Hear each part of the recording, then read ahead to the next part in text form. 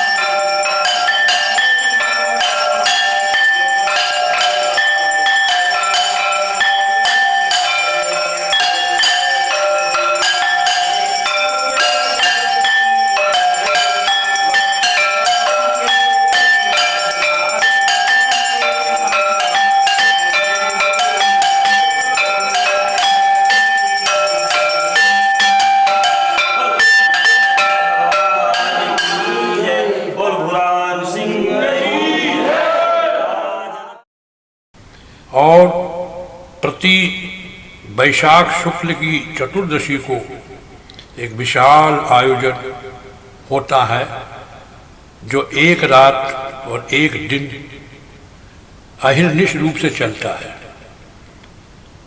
पास के कुछ दूर पर स्थित एक गांव से कुछ राजधारी भगवान नरसिंह जी का चेहरा लेकर के गांव के बाहर आके रुक जाते हैं। चतुर्दशी की प्रात समस्त स्वामी समाज और ग्रामीण जन इस स्थान के रहने वाले उस चेहरे को लेने के लिए, उसकी अगवानी करने के लिए पहुंचते हैं और धूमधाम से वह चेहरा माथे पर रखकर मंदिर तक लाया जाता है। सायंकाल में वही चेहरा जब खोला जाता है, उसको वस्त्र उस पर से हटाए जाते हैं। उस समय भगवान नरसिंह का भाव नरसिंह जी के एक भक्त में आता है। यह कार्य 550 वर्षों से लगातार होता आ रहा है। उसके पश्चात संपूर्ण रात्रि में भगवान विष्णु के 24 अवतारों की प्रस्तुति होती है, जिसे देखने के लिए भारत और भारत के बाहर से भी लोग आते हैं। गांव का राजपूत समाज जिस समय विद्युत व्यवस्था नहीं थी, तब रात्रि भर मशालें जला करके प्रकाश की व्यवस्था करते थे। सैकड़ों हजारों मशालें जला करती थी। आज भी उन मशालों का प्रदर्शन ज्यों के त्यों किया जाता है। प्रातःकाल सुबह 5 बजे भगवान नरसिंह जी का अवतार आता है। उस अवतार को देखने के लिए अपार जन समूह यहाँ उपस्थित रहता है। भगवान के दर्शन करने के पश्चात अवतार को भ्रमण कराया जाता है और मंदिर में 6 बजे प्रातःकाल पहुंचाया जाता है। इस लीला के पश्चात इस मंदिर में पूर्णिमासी की प्रात से सायंकाल तक